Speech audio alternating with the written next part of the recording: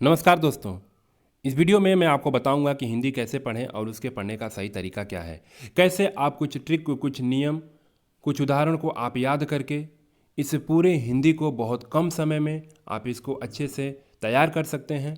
जितना डिफ़िकल्ट लोग इसे बताते हैं उतना डिफ़िकल्ट है नहीं, बशर्ते बस इसे पढ़ने का सही तरीका पता हो।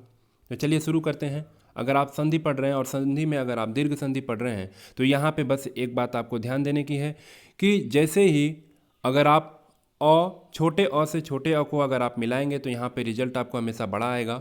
चाहे आप छोटे अ से बड़े आ को मिलाएंगे तो भी आपको रिजल्ट बड़ा ही आएगा। इसी तरह आप जितने भी स्वर दिए हैं उनमें से अगर आप चाहे छोटे को छोटे से मिलाएंगे तो रिजल्ट आपको बड़ा ही आएगा, और छोटे से बड़े को भी अगर आप जोड़ेंगे तो रिजल्ट आपको बड़ा ही आएगा। चलिए एक उदाहरण के माध्यम से इसे देख लेते हैं। यहाँ पे जैसे एक उदाहरण है हिमालय, तो यहाँ पे जो मौ है उसमें अ छुपा हुआ है और यहाँ पे आ है, यहाँ पे आ है ही, तो दोनों को अगर आप जोड़ेंगे तो यहाँ पे रिजल्ट आपको आ आएगा। ठीक है, जो संधि का जो शब्द बनेगा वो आपका हिमालय बनेगा। अब यहाँ पे एक ट्रिक देख लेते हैं। आपको जो दीर्घ संधि आप जब पढ़ेंगे तो आपको यहाँ पे एक मात्रा खड़ी जो लाइन है, खड़ी पाई जिसे हम कहते हैं, आपको ये देखने को मिलेगा। संधि के दीर्घ संधि के जितने भी आपको शब्द होंगे वहाँ पे आपको खड़ी पाई देखने को मिलेगी उस शब्द में, लगभग 90% केस में। यहाँ पे देखिएगा हिमालय में आ की मात्रा दिखी, यहाँ पे विद्यालय में आपको आ की मात्रा दिखी। उसी तरह अगर आप कृष्णावतार में देखेंगे तो कृष्णावतार में भी आपको यहाँ पे आ की मात्रा दिखेगी। उसी तरह अगर आप परमार्थ देखेंगे तो परमार्थ में भी आपको ये आ की मात्रा दिखेगी। ठीक है, आगे देखते हैं।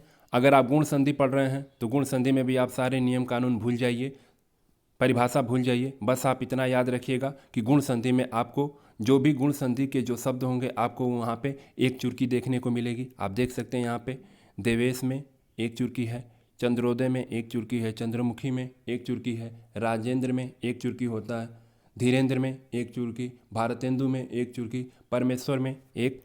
इसी तरह अगर आप वृद्धि संधि पढ़ रहे हैं तो सारे नियम कानून इसके भूल जाइए आप। बस आप इतना याद रखिएगा कि आपको यहाँ पे दो चुरकी देखने को मिलेगी, यानी कि उसके ऊपर आपको इस तरह के दो चुरकी देखने को मिलेगी। आप उदाहरण में देख सकते हैं, एकाएक है, नवेश्वर है, महेश्वर है, परमौषधि है, महेश्वर है, धनेश्वर है। इस तरह के उदाहरण आपको देखने को मिल सकते हैं। आगे आप यण संधि पढ़ रहे हैं तो यहाँ पे आप सब कुछ भूल जाइए, बस इतना याद रखिएगा कि यहाँ पे जो है आपको आधा वर्ण देखने को मिलेगा। जैसे कि अत्यावश्यक है, यहाँ पे देखिए आपको त देखने को मिल रहा है आधा त, यहाँ पे आधा त, यहाँ पे भी देखने को मिल रहा है। अत्यंत है, अति उत्तम है, इस तरह से आपको यहाँ पे आपको देखने को मिलेगा। संधि से जितने भी सवाल आते हैं लगभग 90% केस में आपको ये ट्रिक काम आएगी। आगे यदि आप समास पढ़ रहे हैं, इसी तरह आप समास पढ़ रहे हैं और समास में तत्पुरुष समास पढ़ रहे हैं तो आपको बस इतना याद रखना है कि जो कारक होते हैं पूरे 8 कारक होते हैं। इन 8 कारकों में से हम कर्ता कारक और संबोधन कारक को छोड़ देते हैं तो बचे जो 6 कारक वे सबके सब तत्पुरुष समास होते हैं। यहाँ पे बस कन्फ्यूज़न एक होता है हमको कि करण में और अपादान में, यहाँ पे हमको कन्फ्यूज़न होता है। क्यों? क्योंकि दोनों में से होता है। अब यहाँ पे एक उदाहरण के माध्यम से देख लेते हैं। जैसे कि अगर हमको दिया हुआ है कि तुलसी कृत, तो आप इसका विग्रह करेंगे तो आपको पता चल जाएगा। तो विग्रह करने पे आएगा तुलसी से कृत, यानी कि यहाँ पे जो से होता है उस से का मतलब होता है के द्वारा, और अपादान में जो से होता है उसका मतलब होता है अलगाव। तो जैसे कि तुलसी कृत है तो वहाँ पे ये करण तत्पुरुष होगा। और इसी तरह अपादान से एक उदाहरण देख लेते हैं कि पेड़ से पत्ती गिर रहे हैं, यानी कि उस पेड़ से उस पत्ती का अलगाव हो रहा है, तो यहाँ पे आपका होगा अपादान तत्पुरुष समास होगा। इसी तरह आप जैसे कि द्विगु समास पढ़ रहे हैं तो द्विगु में बस आप इतना याद रखिएगा कि जो पूर्व पद होता है वहाँ पे हमेशा एक संख्या आएगा। जैसे देख लीजिए तिराहा है तो आप इसका विग्रह करेंगे तो 3 है राहें आएगी, तो यहाँ पे 3 आया। चौराहा 4 राहें, 2 गुना 2 आया। तो यहाँ पे पहला पद आपको हमेशा एक संख्यावाचक शब्द मिलेगा। इसी तरह आप द्वंद्व पढ़ रहे हैं तो द्वंद्व में बस आप इतना याद रखिएगा कि द्वंद्व जब भी होगा, मुकाबला जब भी होगा, आप बराबर के लोगों में होगा, यानी कि बराबर यहाँ पे आएगा। तो उदाहरण के माध्यम से देखिए माता पिता, यहाँ पे माता पिता, माता और पिता होगा। दिन रात आपको शब्द दिया है तो यहाँ पे होगा दिन और रात होगा। तो चलिए यहाँ पे एक सवाल है मेरा, दही बड़ा में कौन सा समास होगा, आप कमेंट बॉक्स में करके बताइएगा। आगे आप बहुब्रीहि समास पढ़ रहे हैं तो बहुब्रीहि में आप बस इतना याद रखिएगा कि यहाँ पे जो दो पद होते हैं इन दोनों पद में से कोई प्रधान नहीं होता है, जबकि एक तीसरा पद प्रधान होता है। जैसे कि दशानन दिया हुआ है, 10 हैं आनन यानी कि 10 हैं जिसके सिर, तो ये क्या निकलता है कि रावण के 10 हैं। इसी तरह त्रिलोचन दिया है, 3 हैं आंखें यानी कि शंकर जी की तरफ इशारा करता है। तो बहुब्रीहि में इस तरह के सवाल आपसे पूछे जाएंगे। आगे आप जैसे कि आप अलंकार पढ़ रहे हैं, अलंकार में आप अनुप्रास अलंकार पढ़ रहे हैं, उसमें आप छेकानुप्रास पढ़ रहे हैं, तो यहाँ पे आप परिभाषाएं बिल्कुल भूल जाइएगा। बस आप ये याद रखिएगा कि आपको छेकानुप्रास में जो शब्द दिया है, जैसे कि यहाँ पे ऋझि दिया है, तो इस ऋझि के तुरंत बाद कम से कम यही शब्दों की एक बार आवृत्ति होगी, यानी कि ऋझि ऋझि, रहिसी रहिसी। इस तरह से यहाँ पे ये जो रहिस दिया है आगे भी वो उसी क्रम में उसी स्वरूप में वही आएगा, कोई दूसरा शब्द यहाँ पे नहीं आएगा। ठीक है, जैसे कि एक उदाहरण से अगर समझते हैं, यहाँ पे अगर आपको ऋझि दिया है, ऋझि दिया है तो इसके आगे जो आवृत्ति होगी वो रहिसी नहीं हो सकती है, वो ऋझि ही होगी। इसी तरह अगर मान लीजिए कि अगर अति दिया है तो अति के आगे अति ही आएगा, उसी स्वरूप और उसी क्रम में। बस आपको इतना याद रखना है। ठीक है, आगे अगर आप पढ़ रहे हैं वृत्यानुप्रास पढ़ रहे हैं तो यहाँ पे बस आपको इतना याद रखना है कि जो वर्ण है, जो एक वर्ण है उसकी आवृत्ति बार बार होगी। अब यहाँ पे क्रम महत्वपूर्ण नहीं है, जो वर्ण का जो स्वरूप है, यहाँ पे चौवर्ण है, इसका स्वरूप ये है, तो ये बार बार आएगा। ठीक है, तो इससे आप याद रखना है कि ये वृत्यानुप्रास होता है, जहाँ पे वर्णों की आवृत्ति बार बार हो, कई बार होती है, वो वृत्यानुप्रास कहलाता है। आगे अगर आप लाटानुप्रास पढ़ रहे हैं तो यहाँ पे आपको बस इतना ध्यान देना है कि जो शब्द या कि पूरा के पूरा जो वाक्य खंड होता है वो बिल्कुल लगभग एक बराबर होते हैं, एक ही समान होता है, उनमें किसी भी तरह की कोई अलग नहीं होगा, उनमें किसी भी तरह का कोई परिवर्तन नहीं होगा, लेकिन तात्पर्य मात्र से उसका मतलब बदल जाता है। तेग बहादुर हाँ वही थे गुरु पदवी, देख लीजिए नीचे भी वही दिया है, तेग बहादुर हाँ वही थे गुरु पदवी, दोनों बिल्कुल सेम टू सेम है, लेकिन अगर आप इसका तात्पर्य निकालेंगे तो इसका अर्थ बिल्कुल बदल जाएगा। उसी तरह से दूसरा उदाहरण देखते हैं, वो ही मनुष्य है जो मनुष्य के लिए मरे। यहाँ पे एक मनुष्य जो है कर्ता है और दूसरा मनुष्य जो है वो संप्रदान है। यहाँ पे एक मनुष्य दूसरे मनुष्य के लिए मर रहा है। देखिएगा आप मनुष्य का जो स्वरूप यहाँ पे है, यहाँ पे भी ये मनुष्य का स्वरूप बिल्कुल उसी तरह है। ठीक है, तो आप इससे याद रख सकते हैं। आगे अगर आप अंतानुप्रास पढ़ रहे हैं तो यहाँ पे बस आपको इतना याद रखना है कि अंतानुप्रास में आपको अंत में एक तुक मिलेगा, जैसे आग है, ग आया, नाग है, राख है, उसी तरह आपको साख है, तो ख आ रहा है ना लास्ट में, ये आपको तुक मिलेगा। यहाँ पे ग आया, नाग है, आग है, यहाँ पे आपको एक तुक मिलेगा।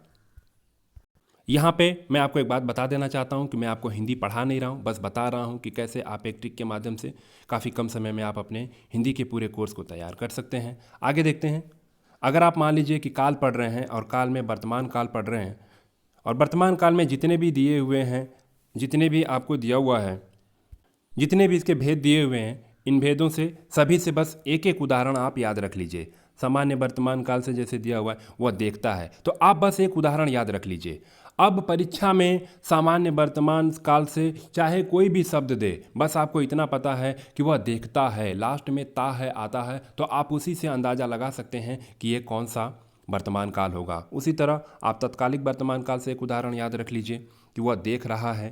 पूर्ण वर्तमान काल से आप एक उदाहरण याद रखिए कि वह आया है। यहाँ पे एक बात ध्यान देने की है कि जो पूर्ण वर्तमान काल है वो आगे जो भूतकाल होता है ना, वो सामान्य भूतकाल, उसमें बिल्कुल वाक्य सेम रहेगा, लेकिन यहाँ पे बस है नहीं रहता है, ये बात आपको ध्यान देना है।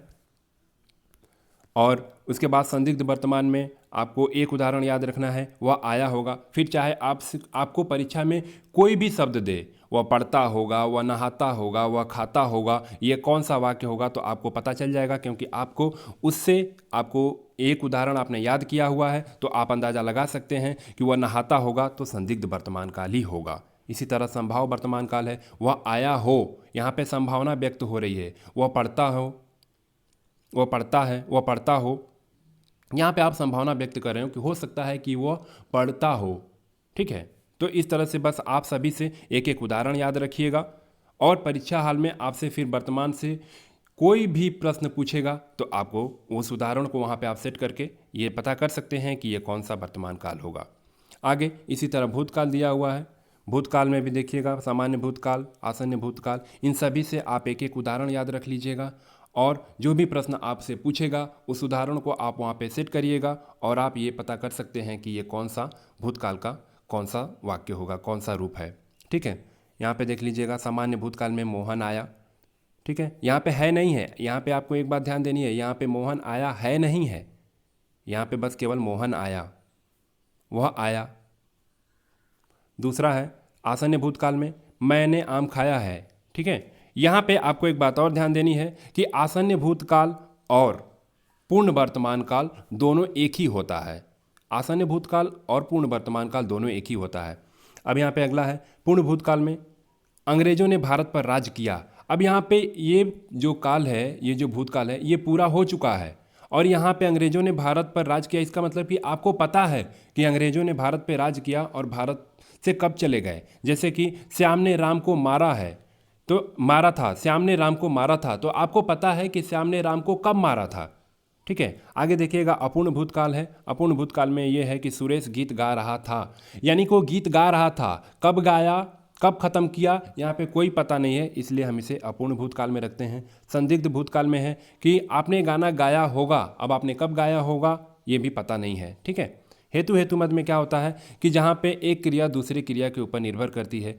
तो जैसे देख लीजिए, यदि तुमने परिश्रम किया होता तो तुम पास होते, तुम पास हो जाते, यानी कि अगर तुम परिश्रम किए होते तो पास हो जाते, यानी कि तुम भूत में ये काम किए होते तो उसका रिजल्ट तुम्हें भूत में ही देखने को मिलता। उसी तरह आप भविष्य में देख सकते हैं कि सामान्य है वह घर जाएगा, वह खाएगा, वह नहाएगा, इस तरह से जो वाक्य आएंगे वो सब के सब सामान्य भविष्य काल होगा। संभव में शायद चोर पकड़ा जाए, शायद वह मारा जाए, इस तरह के वाक्य आएंगे। और हेतु मद में होता है कि यहाँ पे जैसे मैंने आपको बताया कि एक क्रिया दूसरी क्रिया के ऊपर निर्भर करती है। तो यहाँ पे ये जो उदाहरण होगा कि तुम मेहनत करोगे तो पास हो जाओगे, यानी कि तुम अगर भविष्य में मेहनत करोगे तो पास हो जाओगे। ठीक है, इस तरह से ये मेरा यहाँ पे बताने का मतलब ये था कि आप सभी से एक एक बस उदाहरण रखिए, बाकी सब कुछ भूल जाइए और परीक्षा हाल में आपसे जो भी पूछेगा बस उस उदाहरण को वहाँ पे सेट करिए और आप प्रश्नों का बिल्कुल सही आप जवाब दे सकते हैं। इसी तरह अगर आप वाच्य पढ़ रहे हैं तो वाच्य में यहाँ पे आपको ध्यान देने की ज़रूरत है। अगर आप कर्म वाच्य पढ़ रहे हैं तो यहाँ पे कर्म की प्रधानता होती है। जैसे कि पुस्तक पढ़ी जाती है, पुस्तक यहाँ पे कर्म है। अगर आप कर्तृवाच्य पढ़ रहे हैं तो यहाँ पे कर्ता की प्रधानता होती है, यानी कि जैसे कि राम पुस्तक पढ़ता है, यहाँ पे जो पुस्तक पढ़ी जा रही है वो एक कर्ता के द्वारा पढ़ी जा रही है जो कि राम है, यानी कि राम के द्वारा पुस्तक पढ़ी जा रही है।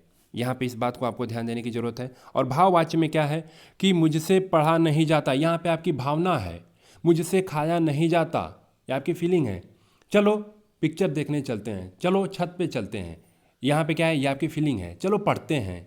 इस तरह के अगर वाक्य आए तो ये भाववाच्य है। ठीक है, इस तरह से आप हिंदी को बहुत कम समय में एक उदाहरण याद रख करके बहुत कम समय में अच्छे से आप तैयार कर सकते हैं। इस वीडियो में मैं आपको हिंदी पढ़ा नहीं रहा था, बस ये बताने की कोशिश किया हूँ कि कैसे आप कम समय में किसी भी परीक्षा के लिए आप अपने हिंदी का कोर्स बहुत कम समय में तैयार कर सकते हैं। तो इस वीडियो में बस इतना ही। वीडियो अच्छा लगे तो प्लीज़ लाइक शेयर करिएगा, मेरे चैनल को सब्सक्राइब करिएगा। धन्यवाद, जय हिंद।